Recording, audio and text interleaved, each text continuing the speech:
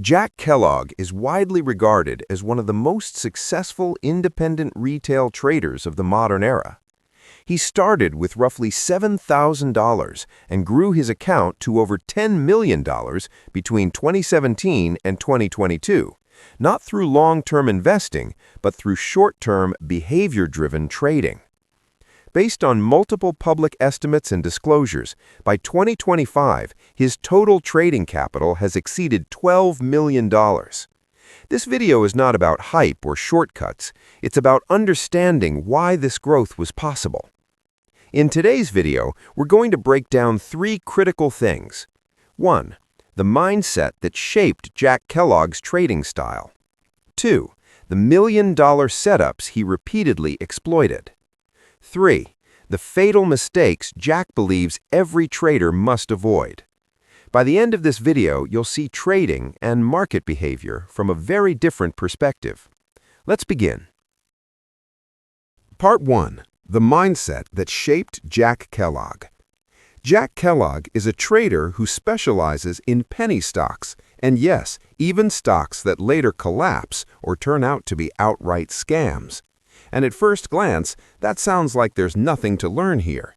Most traders are taught one simple rule: avoid penny stocks at all costs. Jack believes that rule is only half true. Yes, penny stocks are dangerous. Yes, most people who trade them lose money. But according to Jack, the reason people lose isn't because penny stocks are untradeable. They lose because penny stocks are an environment where human psychology is amplified to an extreme, and most traders lack the discipline to survive in that environment. Jack has been very clear about this. He does not trade penny stocks because he believes in the companies. He trades them because human behavior is more visible there than anywhere else in the market. He doesn't care what the company does, what product they sell, what their future might be.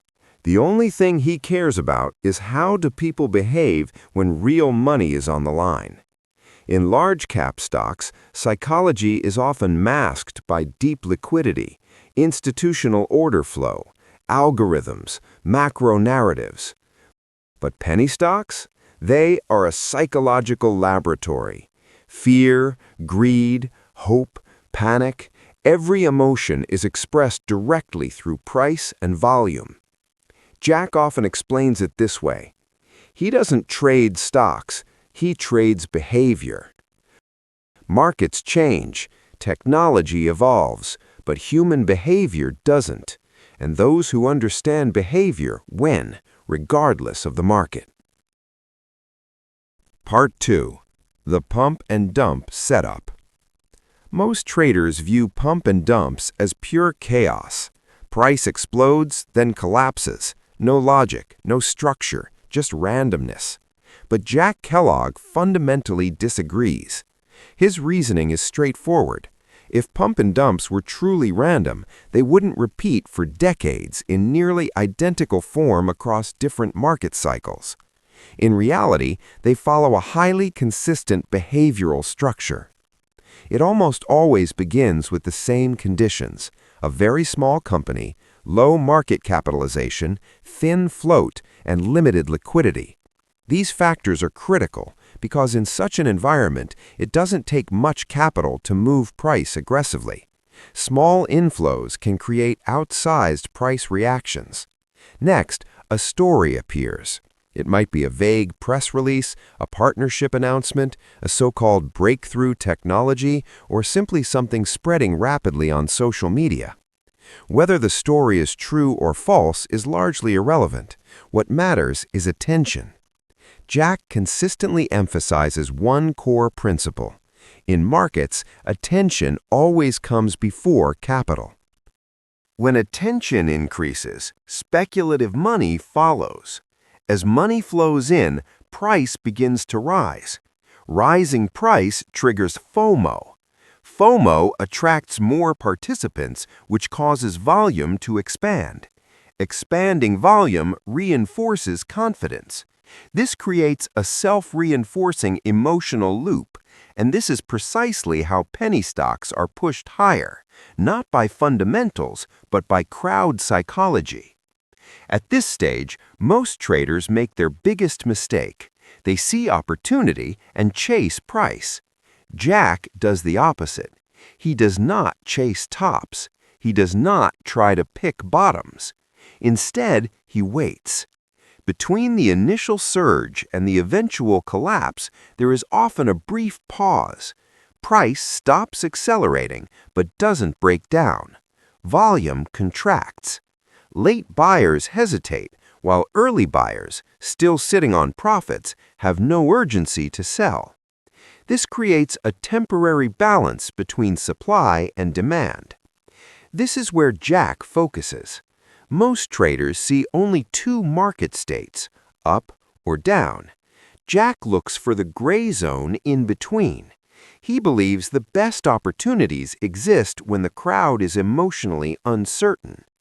When pump and dumps are understood as behavioral sequences, they stop being gambles. They become observable, measurable psychological patterns, provided you stay disciplined and accept that being wrong is part of the process. Let's walk through a concrete example to see how this behavioral model plays out in real time. On the screen is a 5-minute intraday chart of GameStop, GME. During this session, GME surged over 34% in a single trading day. This kind of move almost always attracts speculative capital, not because traders suddenly believe in the company's fundamentals, but because price itself becomes the signal. Momentum creates attention. Attention brings money. Importantly, Jack does not enter during this initial surge. To him, chasing the first leg higher offers poor risk to reward. Instead, he waits for the market to reveal more information. After the sharp move, the stock begins to pull back slightly and trade sideways, forming a short-term consolidation. This phase is critical. The key condition Jack looks for here is declining volume. Falling volume during a pullback tells a very specific story. Early buyers, those sitting on significant unrealized gains, are not under pressure to sell. They entered at much lower prices and are comfortable holding. As a result, selling pressure is weak. At the same time, buying temporarily slows. Late participants hesitate, unsure whether the move is over. This creates a unique situation. Selling is not strong enough to push price lower, but buying pauses just long enough for the stock to rest. To Jack, this pullback is not a sign of weakness. It's a stress test. If the stock were truly weak, it would fail quickly and break down. If it holds its range while volume contracts, the structure remains intact. Jack waits for confirmation. When price breaks out of the consolidation with expanding volume, that's his entry. The market is signaling that demand has regained control. Risk management is precise. The stop loss is placed tightly, just below the entry candle. If the breakout fails, the loss is small and controlled. In this example, after the breakout, GME rallied roughly 30% within the next hour. Setups this clean are rare, but that's not the point. The pump and dump framework is not meant to be applied mechanically. It's rooted in human behavior, greed, hesitation, and fear. Jack uses it to identify moments when supply and demand briefly reach balance during a speculative frenzy. It's like arriving at the right station on a high-speed train and waiting patiently for it to depart again. Part 3. The biggest mistakes traders must avoid. 1. Buying at the wrong time. According to Jack, this is the most common reason traders lose money. Most traders only notice a stock after it has already made a significant move. They see price accelerating, volume expanding, and news spreading everywhere, and they interpret that as strength. But Jack points out that by then, most of the favorable move has already occurred.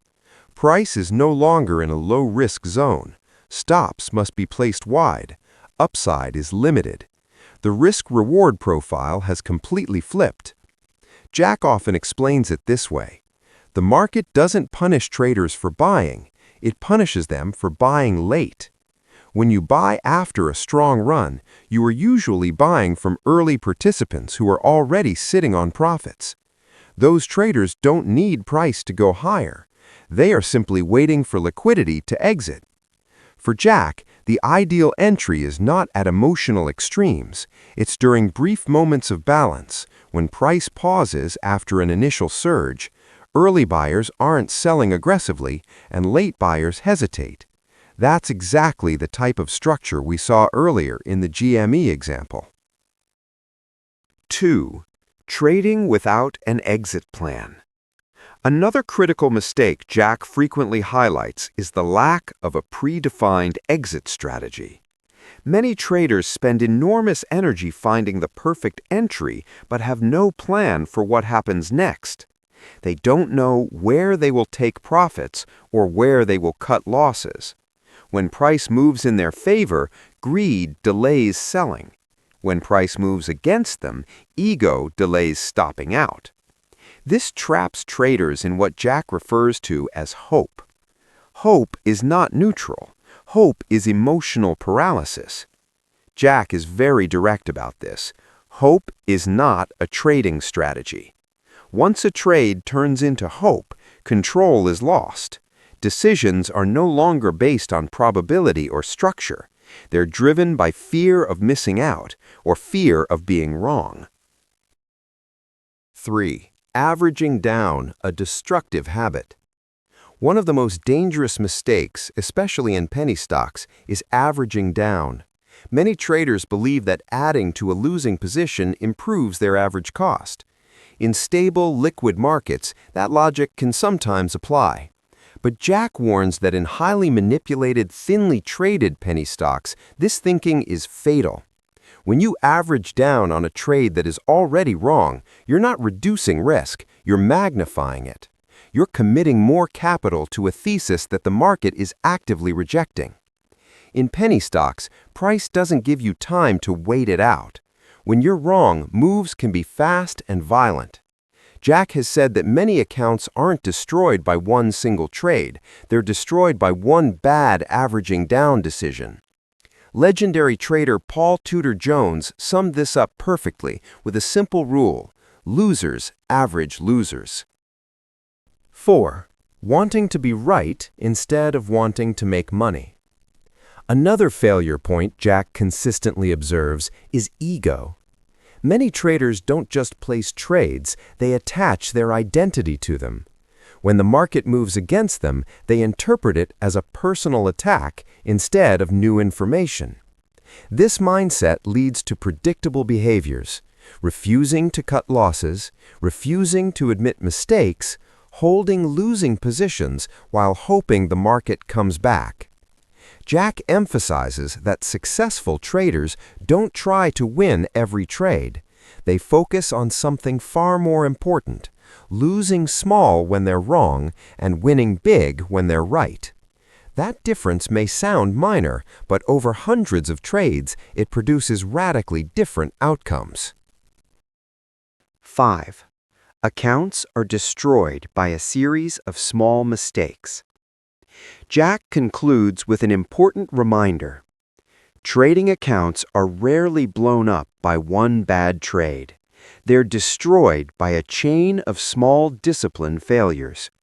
Skipping a stop loss once, moving a stop just this time, averaging down slightly, trading emotionally after a loss. Each individual decision may seem insignificant, but together they compound into a situation that can no longer be controlled. In Jack's view, discipline isn't about being perfect. It's about not breaking rules when emotions are highest. And that, more than any setup, is what separates surviving traders from the rest. Key takeaways. At its core, Jack Kellogg's approach can be distilled into two fundamental principles. First, penny stocks are not gambling by default. When liquidity is present, price action is readable, and risk is strictly controlled, penny stocks become a tradable environment, one where human behavior is often clearer than in larger markets. Second, trading is not about win rate. It's about asymmetry, making more when you're right than you lose when you're wrong. Cut losses quickly, let winners run. That's not motivation. That's the mathematics of survival in the market. If you want a more stable method, one that requires less screen time, fewer intraday decisions, but still delivers high performance, then my trading program is built for you.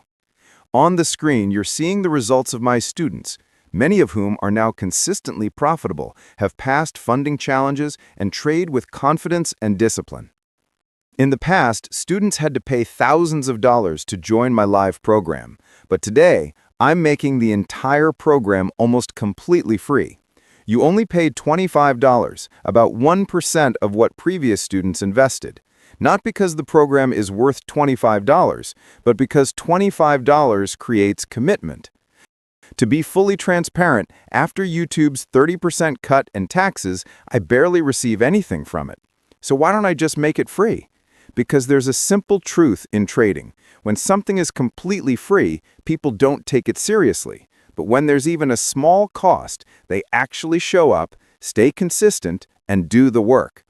And honestly, $25 is the price of a couple Starbucks drinks, but it could save you years of trial and error and tens or even hundreds of thousands in avoidable losses. The door is open. The only question is, will you walk through it? You can join the course through the YouTube membership section or simply click the link in the description below.